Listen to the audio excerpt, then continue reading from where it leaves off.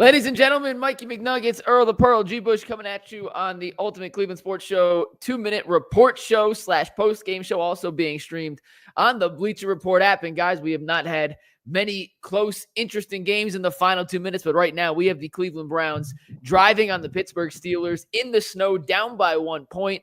They just got a first down, ran the ball at the middle with Nick Chubb, and now it is 2nd and 8. 2 minutes to play. The Browns have the ball in plus territory. G, if you're Kevin Stefanski and Ken Dorsey, what's your approach to these next couple of plays here? Do you try and kill the clock and kick a field goal? Do you go for the kill? How do you balance the run passes here? What's your offensive game plan for the next couple of seasons? Well, we're down here now. Jameis has been throwing the ball for the most part well, except for that last interception. But it's like, man, if at any point in time that you can run the football and get some yards here and get you 5 or 6 and keep the ball manageable, I would love it. The ball is wet, it's slick. I don't want to tip pass.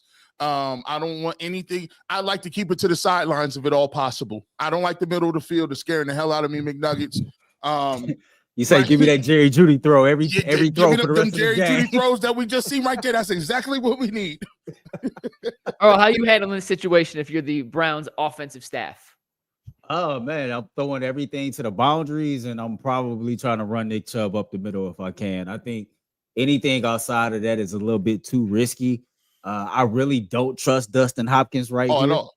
So, I need those out routes to the sideline to be safe, and I need those straight up the middle plays to Nick Chubb, and just see what works from there. If it gets you close enough to kick a field goal, that's more comfortable, cool. But I'm trying to get a touchdown if I can.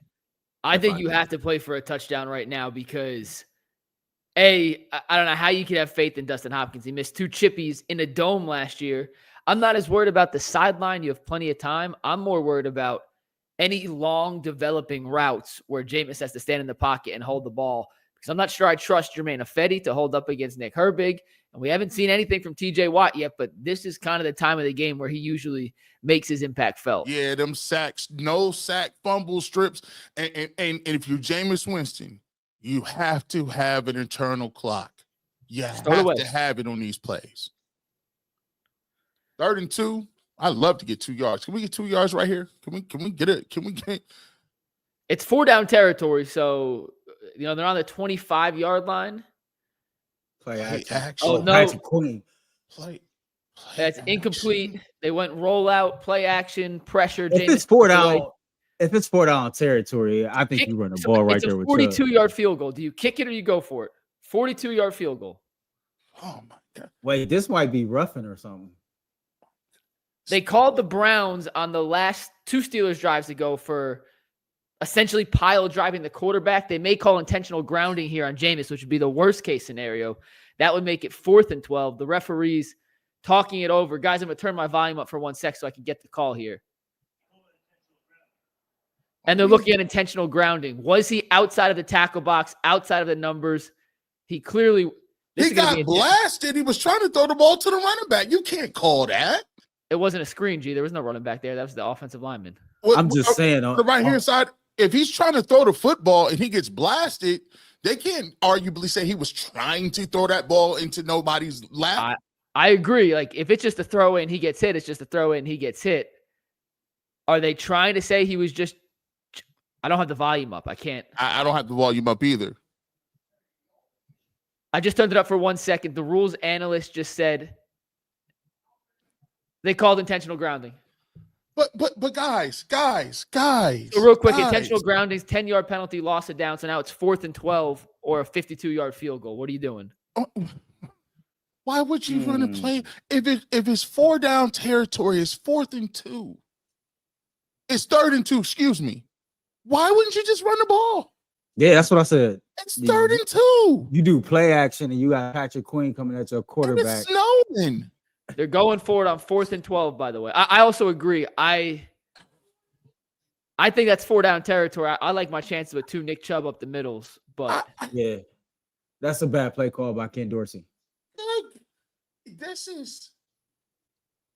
These are the things. Once again, guys, these are the things that keep you from winning games. Oh, if it's 3rd and 2, run the ball twice. They got Nick Chubb. Let me ask you this. Hold on. Their referees are saying something else.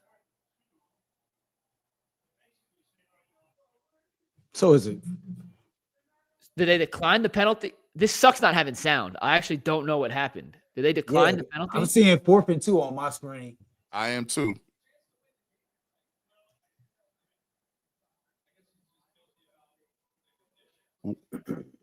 I don't know. Okay, now it's going to be 3rd and 7. They're taking some sort of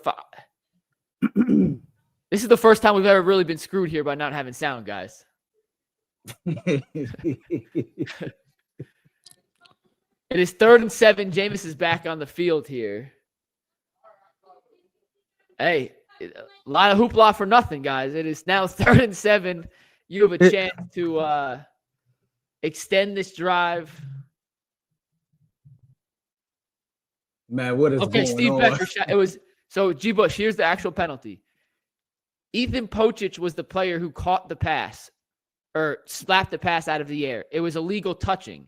Instead of declining the penalty for illegal touching, they accepted the 5-yard penalty, which means instead of being 4th and 2 with a 42-yard field goal attempt, they accepted the illegal touching penalty. That makes it 3rd and 7. Shout out to Steve Becker. Yes. Thank you for that explanation. Yes. So we were both right. Even though it didn't look like intentional grounding, there clearly was a penalty.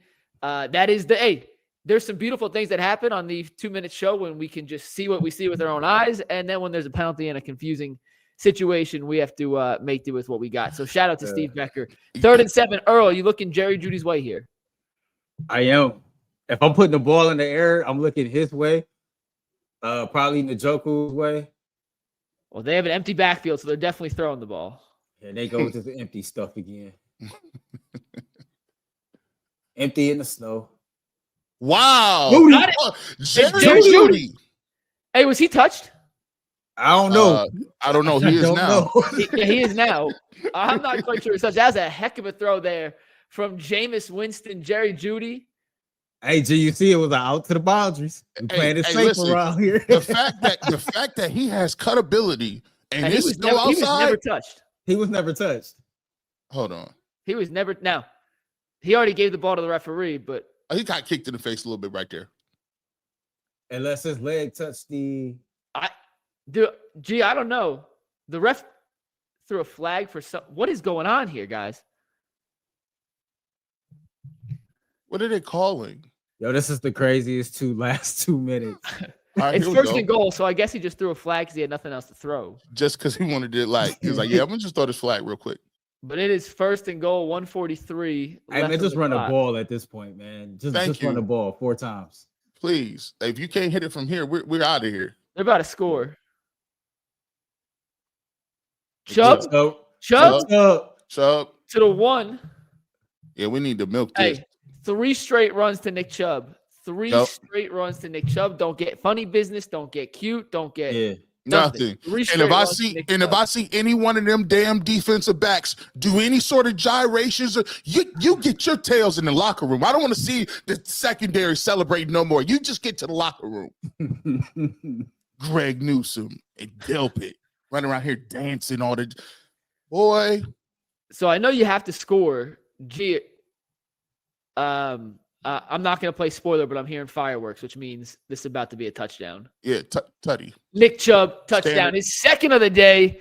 What a redemption story for Nick Chubb. Week 2 last season, Minkah Fitzpatrick takes out his knee, ends his 2023 campaign. Fast forward to his first meeting against the Steelers in 2024. Nick Chubb scores the first touchdown of the game, and he may have just capped off the Browns' 3rd win of the season with his 2nd touchdown.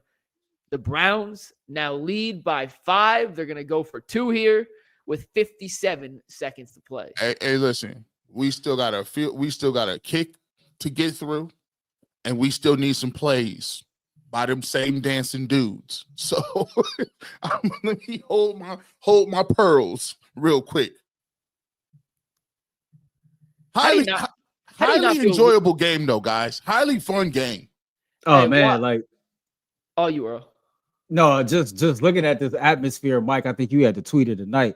Like snow games rock, especially when you at home and you relaxing, you ain't got to be in it. But shout out to the Browns fans that showed up. I mean, Steelers fans travel well.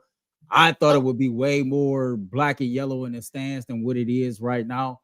You know, for all this talk about start on Winston Reed, the linebacker's in for fullback. We're going to kick the extra point now. Instead of going up potentially by 7, this extra point will make it a 6-point game. That's a silly, unnecessary penalty by – oh, wait, no. Stefanski's still going for it. 2-point try from the 7-yard line. Again, I don't know if they didn't have fullbacks. Did you have a formation where a guy who doesn't play offense normally doesn't be in the game? He was in on the first Chubb touchdown as the fullback, too. Oh, Lord. Now we at the 10. From the 7-yard line. Gracious, man. Winston. Judy. Dropped it. All right, 57 seconds here to play some defense. The Browns up by 5. A touchdown for Pittsburgh seals the win for the Steelers. There's 1 timeout left for Pittsburgh, 2 for the Browns. Earl, we saw a couple weeks ago in the Washington-Chicago game, the Hail Mary, where Chicago played so preventative defensively, they allowed Washington to march up the field to an area where they could actually convert a Hail Mary. What's your take on how aggressive Jim Schwartz and this defense should be in these closing few seconds here for the Browns defense? I think the Browns should stay the course to how they've been playing. Don't get too preventative. Don't get too conservative. Bad things happen when it's like that. I would actually love to see them generate some pressure, man, and try to see if they can get Russell Wilson on the ground and just make this game end quicker than what it is. Myles Garrett has had a damn good game today. It would be lovely to see Myles Garrett come out here and close this thing out. So I'm ready to do my victory laps. I'm about ready to stop talking about TJ Watt. Myles Garrett looked like he came out here with an axe to grind. Yeah, he did. Stop saying that man's name in this city because I am Myles Garrett. Now, here's the thing. Defensive backs, understand this. Don't get baited into these pass interference plays. Understand that these balls could be underthrown a little bit. Deepest to deepest, everything in front of you. And when we're going for the football, we're trying to knock it down. But none of these deep 30-yard outs that you're going to be giving up.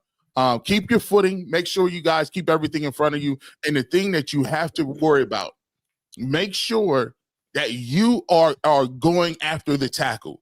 Do not assume Mikey McNuggets got the tackle. Don't assume Earl is over there. He's going to make a tackle. You rally to the ball, gang tackle, get him on the ground, and continue to play defense.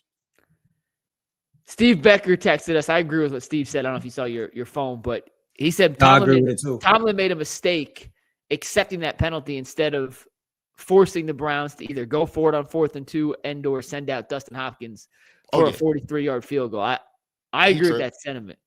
He tripped, but I'm glad he tripped though. Hey. Steelers get out to about the 30, 35-yard line. I can't fully see when there's so much snow on the ground, but and this special teams unit make me nervous, man. I don't feel confident in any situation when they're on the field. Unfortunately. Let's go. We asked Aditi. He said, is this unacceptable if the Browns win? She said, nah, bro. I agree with the cats in Pittsburgh. It's the AFC North, and it's snowing outside. Come on now. Yeah. I picked the Steelers, but this was one of the ones where I liked the Browns. I've picked them too many times this year and got burned that I just couldn't do it again. I couldn't do it. And this is the time they're going to prove me wrong. So I think I'm ahead of y'all.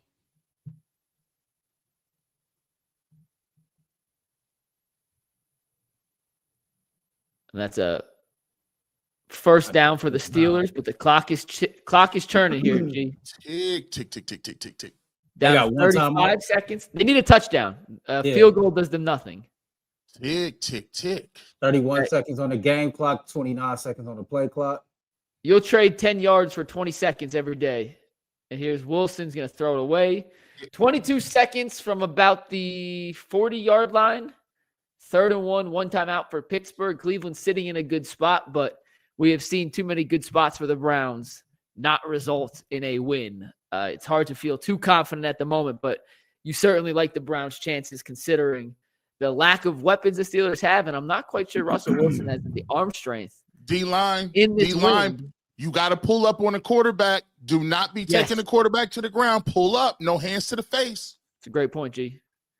Yeah, they're on the 46-yard line right now. So from the 46, 3rd and 1, Myles Garrett with some pressure.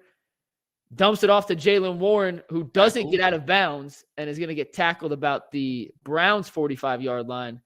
The Steelers use their final timeout. So 16 seconds. Good tackle. Pittsburgh on the Browns' 45-ish. Need a tutty.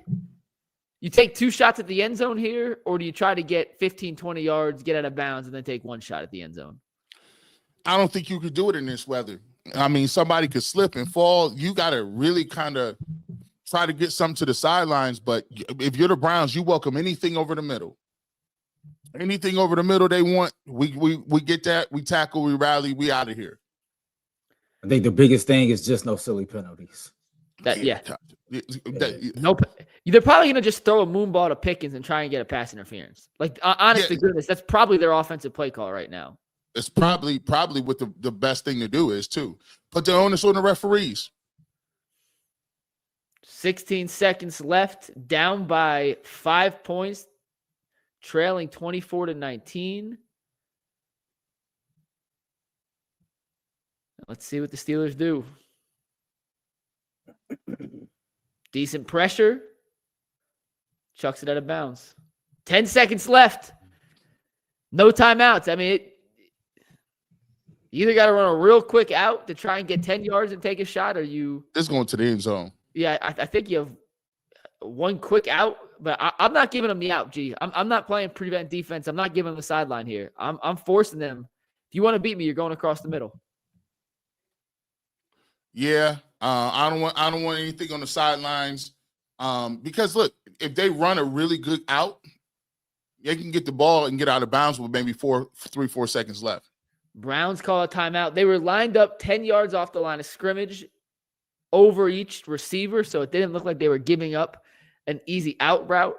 We'll never know because they called the timeout, but I kind of like that defensive alignment there from the Browns, not conceding a quick 10-yard gain that would put the Steelers in a more advantageous position. And thank you, Jim Schwartz, for going to specifically talk to Juan Thornhill. Hey, we only want to run coverage here.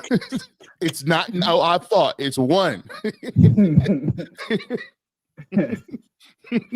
He said, let me make sure my safeties and my corners is on the same page. There ain't no hand checks, nothing. That is yeah, that's good stuff. All right. 2nd and 10, 10 seconds to go, down by 5. The Browns in the lead, looking to improve to 3-8 on the season. A win drops the Steelers to 8-3, but they have 10 seconds to go before anyone can celebrate. Quick out route, and they get exactly what we said they shouldn't do, which is give up 9 yards to Calvin Austin.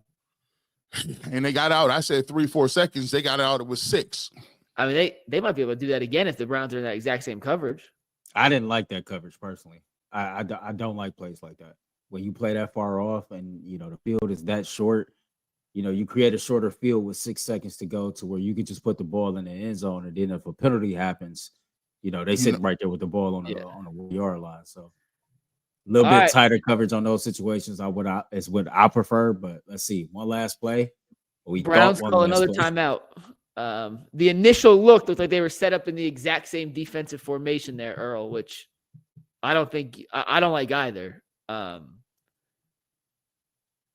Golly, this game was flying by, and these last 2 minutes we've been on for 20 minutes already. Yeah, we have. What's crazy is shout out to Amazon Prime.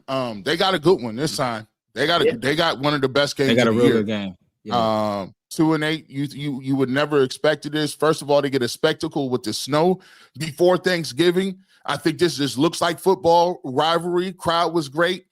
Browns came out and fought. I think they got a goodie on Amazon Prime for this one. This that old school AFC North football people talk about right here. Oh yeah. This NFL Films. Yeah. Cleveland Browns. The snow games look beautiful. I don't care what anyone says. It's just a beautiful thing on TV. Get on sides, Myles Garrett. You close to that yellow. All right. Last chance. Oh, he's got Wilson move ball. And it's batted down by Denzel Wood. The Cleveland Browns have defeated the Pittsburgh Steelers on Thursday Night Football. 24-19, the final score. This was a back-and-forth affair. The Browns in control early on. The Steelers come storming back in the fourth quarter, only to shank a punt and allow the Browns to end up scoring the game-winning touchdown. Nick Chubb with 2 scores on the day. George Pickens getting into it with a George Pickens is trying to go into the stands. What's going on? George Pickens is the craziest dude in football. Is he? He had to get held back by security. So Jameis Winston is now 2-2 as the Cleveland Browns starter. He is 2-0 against the AFC North for whatever that's worth. His 2 wins coming against the Baltimore Ravens and the Pittsburgh Steelers. And the Amazon Prime broadcast is showing this is the first time the Browns have won consecutive regular season games against the Steelers since 99-2000. G. Bush, what's your big takeaway from today's win over Pittsburgh? Here's what I'm going to say. I'll give Kevin Stefanski a lot of credit. I'll give him credit. He could have came out here, and this could have been one of those games where it's nasty weather. You got the Steelers, their division rival, and this could have got ugly. There's a lot of years where things like this could have got ugly. But if you wanted to know, and we talked about it, if you wanted to know whether or not Kevin Stefanski would have guys ready to play, just look at what happens. Myles Garrett comes out of there. He ain't got nothing to play for. Had one of his best games of the season. Nick Chubb, 2 touchdowns. Jameis Winston, for the most part, again, I thought Jameis Winston was tremendous with the passing game. Offensive line looked better. I think that this game comes off as saying 2 things. That Kevin Stefanski, give him credit for that. He could have folded up. He got 2 wins against the Ravens. He got a big-time win against a team that was riding high. Just came off a win last week. And Jameis Winston, he's making a case. We got some games left, McNuggets, but he's making a case. Sean King will talk about it. He's making a case for saying, look, don't overlook me. That's another big win. That's another 2 wins against the Ravens and the Steelers. So I thought it was a very entertaining game, and I think that Kevin Stefanski eased a lot of pressure off that hot seat for him. Earl, what say you? Man, fun game. Anytime that you can beat the Pittsburgh Steelers, no matter what your record is, like that's always satisfying as a Cleveland Browns fan. So, this season might not turn out the way that we wanted to, but you get a win against those dudes, it gives you at least something to talk about going forward for the rest of the year. Shout out to Nick Chubb. Nick Chubb revenge game. Last time we faced the Pittsburgh Steelers, or the last time he faced the Pittsburgh Steelers, we all know how it ended. So for this thing to come full circle, he scored 2 touchdowns as well as the game-winning touchdown. I thought that was a dope moment. Listen, G, I told McNuggets this before you jumped on the stream, man. I'm pretty much almost sold that, I'm willing to rock with Jameis next year as the Cleveland Browns quarterback and just draft the best position available and go with that. Because the reality is this, as far as free agents, it really ain't no quality quarterbacks out there. And if you look at this draft class, none of these dudes are ready to step in and start and have immediate success. Like if you hear some of these quarterback experts, they would say if Shedeur Sanders and Cam Ward was in this draft that had Jaden Daniels and Caleb Williams and Jaden Daniels still go number 1 and number 2. Mm-hmm. And so, like, when you consider all of that, when you consider how Jameis has played, there has that one game, what was that, 2 weeks ago, before we played New Orleans back, the Chargers game, bad game by Jameis. But overall, man, he didn't held it down and he didn't did his thing. Despite the interception in the fourth quarter, you come back and you lead the Cleveland Browns on a game-winning touchdown drive, and what the 4-minute drill, like that's impressive. And he's done a lot to really like state his case and put his name in the hat of somebody that you really need to consider. But I mean, a great Thursday night for Browns fans. We deserve it. We've earned it. So, like, hell yeah, I'll take that win over Pittsburgh tonight. Come on now. I am disappointed in both of you guys to no end. You guys are missing the big takeaway from today's game, and it's blatantly obvious to me, and I am pissed off right now. Okay. You know why? Because what was this? Last week against New Orleans, and the week before against the Chargers, and against the Giants, and against the Raiders, and against the Jaguars in a game you won, and against the Cowboys.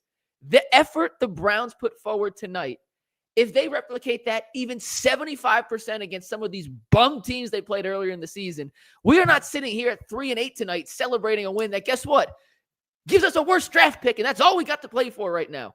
It is inexcusable, in my opinion, to see this kind of effort and know this team has that kind of talent, and through this level of adversity, they can come through and beat a team of the quality of the Steelers, to just accept the fact that last week against New Orleans, they laid a big fat egg. And the week before against the Chargers, I know they're good, but some of the other teams earlier in the season, the Giants, the Commanders, the Eagles, the Raiders, where they played like absolute dog crap. How? To me, it's a great win, G. Tonight is a great win. I don't want to take away from the fact that tonight in a vacuum is a terrific accomplishment for this football team. But in the big picture, it makes all those other mind-boggling losses that much more frustrating. No, I think what you've seen today, you say how. There's a lot of times when your back is against the wall, and sometimes you got to hit rock bottom for you to understand, okay, we got to pick up and fight.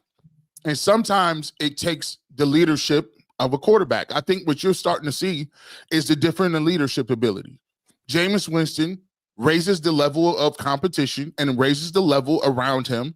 Even last week when he was running around and he had, 300, 400 yards, his team gave up some points. But Jameis Winston, from a standpoint, has had these guys ready to play for the most part every single game he's been in there. It gives you a feeling of that we can win right there. When he fumbled, this game could have been over. They shanked the punt, but Jameis Winston comes back and makes throws. There was times where you thinking everything was done. Jameis Winston continues to come back. And think about it. Myles Garrett. It's time that we start listening. It's time that we stop doubting this dude. I know we don't got talking points a lot. I get it. But this guy showed you tonight and today what there's levels to this thing. And when he has nothing to play for and he's been injured and he's been hurt, every time something go wrong and we don't see Myles Garrett on the stat sheet, we need to stop being emotional. Like we emotional girlfriends checking our husband's cell phones. No, who you talking to right now? Myles, are you going to make any plays right now? I think tonight it's the same, like with Myles, same thing. He could dominate any game he wants. I don't know how it's possible he goes an entire 60 minutes without recording a single stat last week. But listen, the man gets doubled and triple teamed. And he still had 3 sacks in the first half. So here's what I'm saying. Superman is always a bad man. Superman always been better than Batman. It just is what it is. Just because you like Batman's little car toys and he sound good, Myles Garrett been nice. He showed you tonight, hey, let's go ahead and get a man credit, because tonight was one of them games where a team came in and 8-2 and Myles Garrett just decided, no, you're not going to win. He was incredible tonight. Incredible. He talked last Sunday during the post game about legacy, about playing hard no matter what, about just going out there and giving maximum effort. And we all know Myles has been pretty much playing hurt all season long, right? And not once did Myles think about, getting surgery once the season was over with to correct those issues and sitting out for the rest of the year. Like, that man wear that C on his chest. And to me, he represents everything what a captain should be. You know what I mean? He shows up on that football field game in and game out. And yeah, we get pissed off sometimes, and sometimes we get emotional when you look at the box score and you don't see Myles in there. But the reality is, even when Myles doesn't record a stat, Myles is somehow, some way still having an impact on the football game, right? And as fans, as media members and things like that, yeah, we look at the stats to make whatever case in point, talking point, and argument, but we're not out there in the trenches, right? And we don't know what chips and what blocks and whatever he did to free up his teammates. Those are impacts that's going to always show up that don't show up. So, you look at Myles and just the effort he put forth tonight, like he let it be known, man, he is that dude. I never really bought the whole Myles TJ argument. At the end of the day, you can count TJ as an edge rusher. I don't think he's a natural edge rusher. He plays a linebacker position more than he does with his hand in the ground. And this dude didn't play with Cam Hayward in front of him his whole career. And when you got a dude that's going to the Hall of Fame playing on that defensive line, it's going to make your job a whole lot easier, especially like just in those situations where you've always had better players around you. Like Tyvus said today, it's been Myles Garrett and Myles Garrett. with the TJ has been TJ Watt and others forever. So listen, Myles was incredible tonight. I'm not taking anything away. I'm just saying he's so good that it infuriates me when he has games where he doesn't provide this level of impact. But what do we know? Question, yes or no answer to both of you for a bigger point. Okay, ready? Has what we've seen from Jameis Winston over the last 4 weeks, the good and the bad, has that been better or worse than what we had seen from Deshaun Watson in the first 7 weeks? I'm making a bigger point here. better. Just give me, just Better. bear with me, G. Yes or no? It's better. Better than anything Washington did Right. the whole time he was here. So after having those two guys in camp every day in practice, in hindsight, had the Browns just made Jameis the week 1 starter, because I think it's pretty evident he's just a better quarterback now. Are the Browns 5-5, 6-4, 4-6? What do you think the record is if Jameis is the starter all season? Jameis got 2 wins under his belt right now, right? I think you get a win. Listen, they don't lose to the Raiders. Right here, let's go through this. Do they beat the Cowboys with Jameis? They got I stomped. still get a Cowboys. got I'll get a smoked. Cowboys I'm that gonna game. still say no. They got smoked a little They bit. beat the Jaguars with Watson. Let's give them a dub because we think Jameis is better. They beat the Giants with Jameis. Yeah, Probably Okay, 2. They beat the Raiders with Jameis. yeah. 3. They beat the Eagles with Jameis. They lost 20-16. The Eagles tried to give the Browns that game. The Browns just couldn't take it. I'm giving that a dub. Okay. He's got 2 already. And then the Cincinnati game's the one in between. So I think you'll get like a potential 6-4 team here if Jameis starts all season. And that sucks. That sucks to think about, is all I'm saying. Hey, listen. I've been beating the drum. Say, listen. Hey, look. Hey, ain't that many cats in the draft like that. You're not about to get none of these free agents. We looked at the free agents, right? You just won a game. There's a bunch of people that are ahead of you. Giants are terrible. The Raiders are terrible. Even if you wanted to get a quarterback, you're not probably not getting those guys. Sean King came on the show and said it, man. He said, look, bro, do not overlook Jameis Winston. If you want to look in pedigree, Jameis Winston is a national champion. Jameis Winston is a Heisman Trophy winner. Jameis Winston has been an elite quarterback at a high school level. He has been the number 1 overall pick. He threw for 5,000 yards one time, a couple 4,000-yard seasons. Let's not act like Jameis Winston, when you look at his resume, McNuggets, is not better than a lot of people's resumes. The Jameis's best is really, really good. Now, he has stretches where he goes kind of roller coastery, but so does every quarterback. And if you're willing to live with the occasional just absolute clunker, you can do a lot worse than Jameis Winston. And to Earl's point earlier, unless you think you're drafting a surefire long-term replacement, which we can say on November 21st, this draft class isn't that great at the quarterback position. Teams are going to talk themselves into it because it happens every single year. If you don't think you're getting a guy that's going to change the trajectory of your franchise, whether it's Jameis or another bridge quarterback, I think the worst thing any organization can do is talk themselves into a guy who's not a guy. That's what the Giants did with Daniel Jones. Look where they're sitting now. Don't do that. I would much rather go the bridge quarterback route, and I like Jameis more than a lot of the other potential options, as opposed to forcing yourself to draft a quarterback just for the sake of drafting a quarterback. And think about this guy. Go ahead, bro. I agree with that 1,000%, right? Don't force drafting a quarterback just because people say you need to draft a quarterback. Like, if you're in a situation with a top 5 pick, right, and you see quarterbacks going around you, man, we all know Travis Hunter is the best overall player in this draft, right? You got an opportunity sitting right there to draft the number 1 overall player in this draft. You draft that dude, and you look at the quarterback class going forward if necessary. It's just, to me, over these 4 games that I've seen Jameis Winston play, it hasn't all been good, but it's been a whole lot better than what I've seen, to start this season. You look at that veteran leadership. This is the dude that we've seen rallying the troops all preseason, like even into the regular season. There was, I think, when they had that team meeting earlier in the year, Jameis Winston was the guy in the middle leading that team meeting. So Jameis has cemented himself as the veteran quarterback leader on this team. And you look at the other veterans on this team, they respect Jameis, right? And at the end of the day, the main goal is still winning. let's not forget who our owner is and how he operates. And so when you look at the situation, you got to ask yourself, did Jameis Winston give the Cleveland Browns the best chance to win?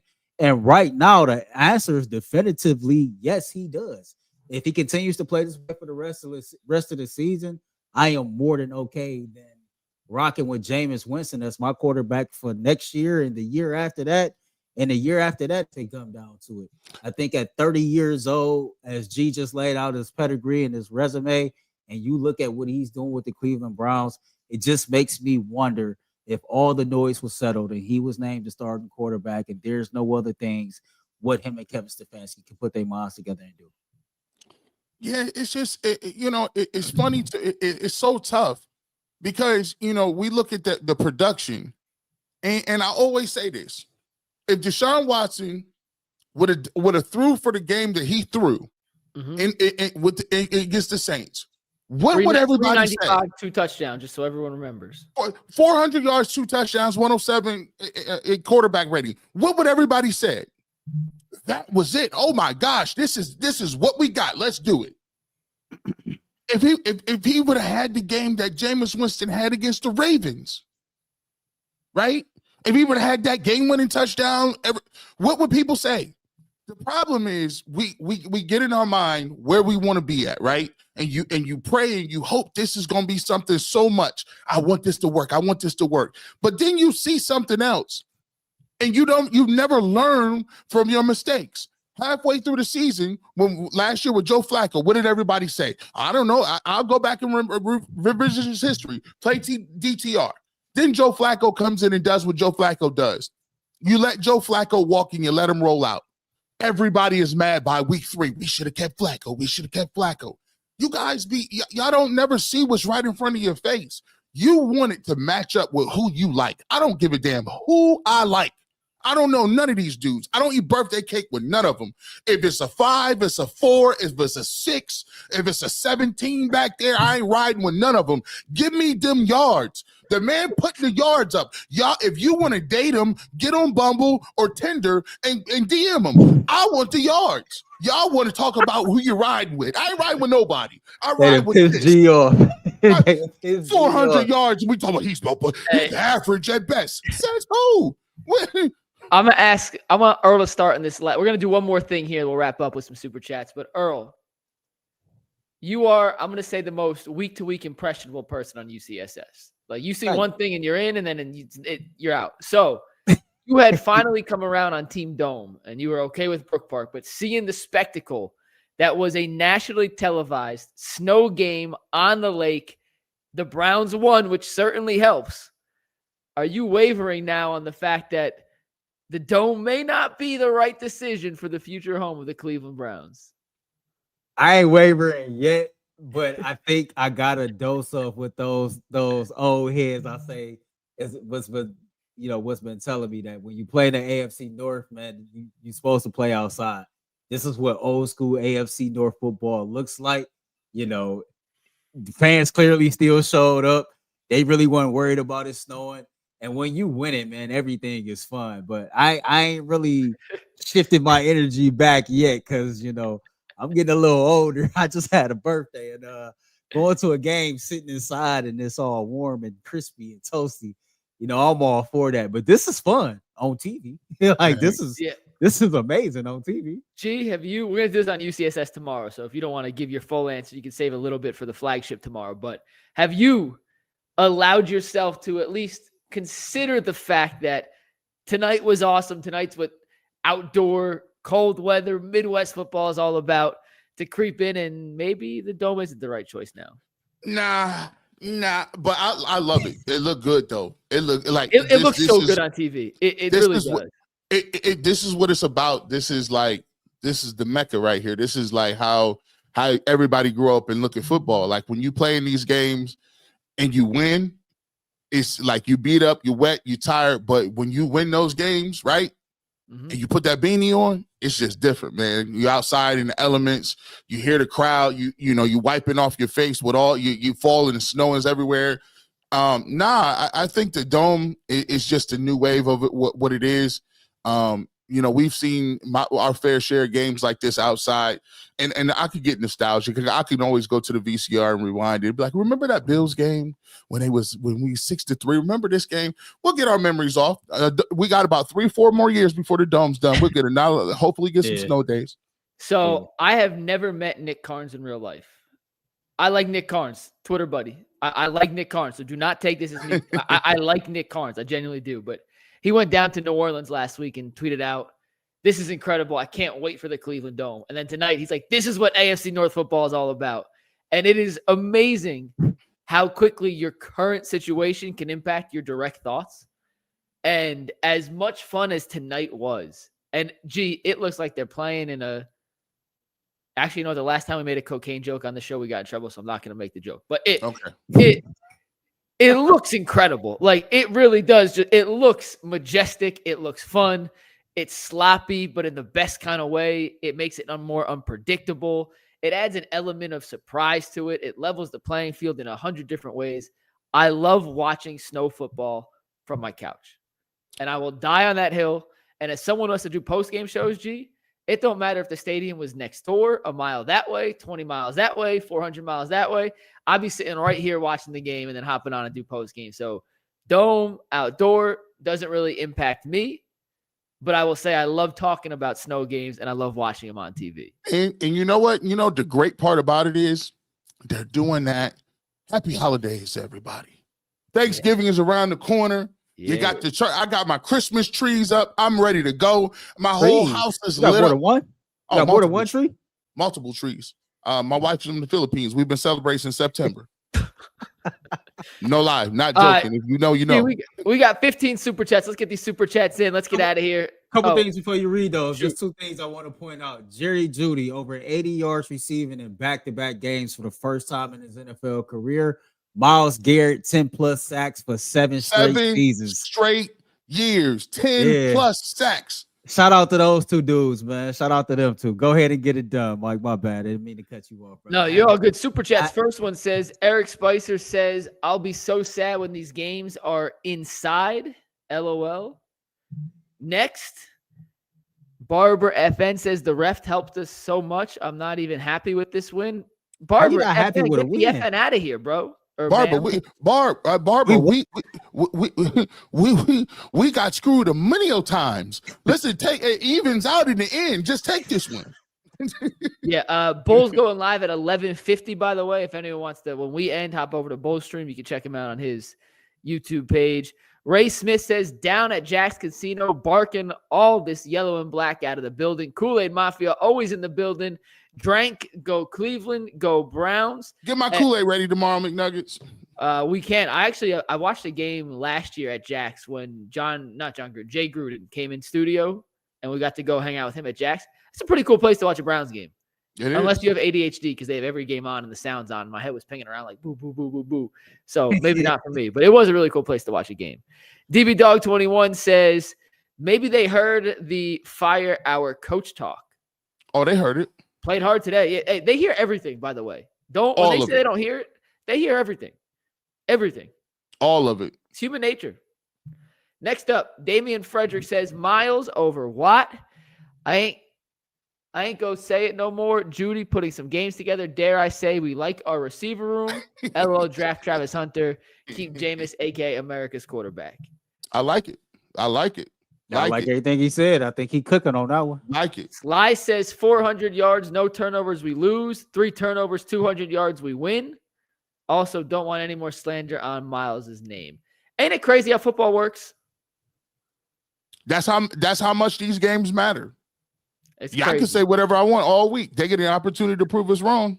And you know what the best part about winning on Thursday is? Now you can just enjoy Sunday, and the Browns don't play till next Monday. So you have an extra long victory tour, G. So make sure you get some new sneakers. You'll be walking over a lot of people online over the next, what is it? I hope they ain't got your size. 11 days. Yeah, look, Earl, see, I told you, man, you better love him. God don't like ugly. Ray Dog says, a problem. McNuggets, we love you, but please shave the stash. You look like Uncle Bad Touch. Hey, the Browns before the stash are 2-8. The Browns with the stash, 1-0. 1-0. So Hey, we have to don't shave the stash. we're gonna have to have a bro. discussion about that. No. Listen. With the new stash, the Cavs was 1-0, the Browns was 1-0. Hey, Don't shave the stash. and by the way, people been asking Earl, where you been at, bro? People been beating my ears up. My mom said, "Is Adam the Bull trying to bully Earl? What's going on?" Listen, they need to let him back downstairs. I said, "Bro, mama, he up there cutting audio, bro." We had to put a disclaimer out. We was like, "Earl is free."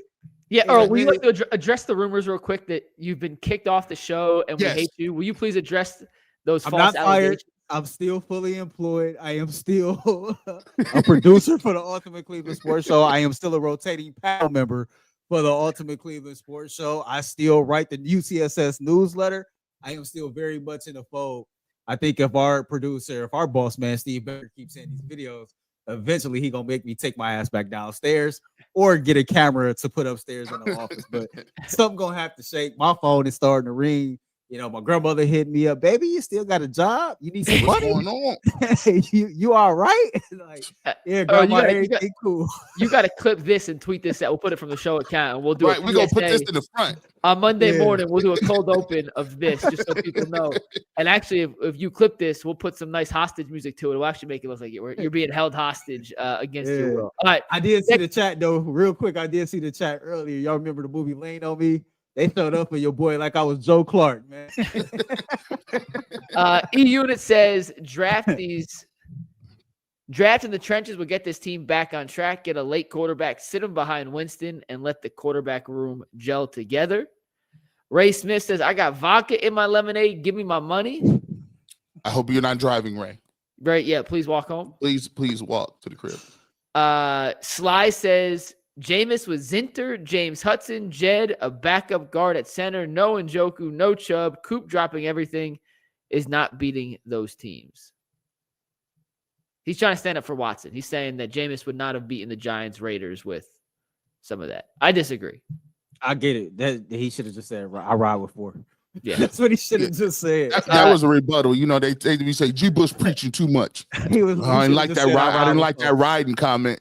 Shout out to KR Thunder and Ray Smith. They both gifted 5 memberships. So shout out to you guys. We appreciate y'all. Tony says Winston under Kevin for another year would be good. I'd let him rock out next year, address other needs in the draft. Evan 419 says, watch out, Jerry Jeudy looking like a wide receiver all of a sudden. And last but not least, top left, Jameis Winston don't need your support. What you mean? Am I anti? I love Jameis. I'm part of the Jameis welcome party. We got Jameis's trainer on the show. I'm tight with Coach Otis. I'm tight with Jameis's agent. Smallville. We don't do the disrespect, man. He got a name. His name is not top left. You see his name clearly. It's McNuggets at Mike Lucas TV. Don't come around here being disrespectful, bro. His name ain't top left. His name. Do not try to divide us. Wait. In all seriousness, I said Jameis. I said they'd be 6-4 with Jameis. When have I disrespected Jameis Winston? See, it don't work. No, people hear what they want to hear sometimes, Mike. Man, I'm starting to learn that, man. They hear what they want to hear. They whatever.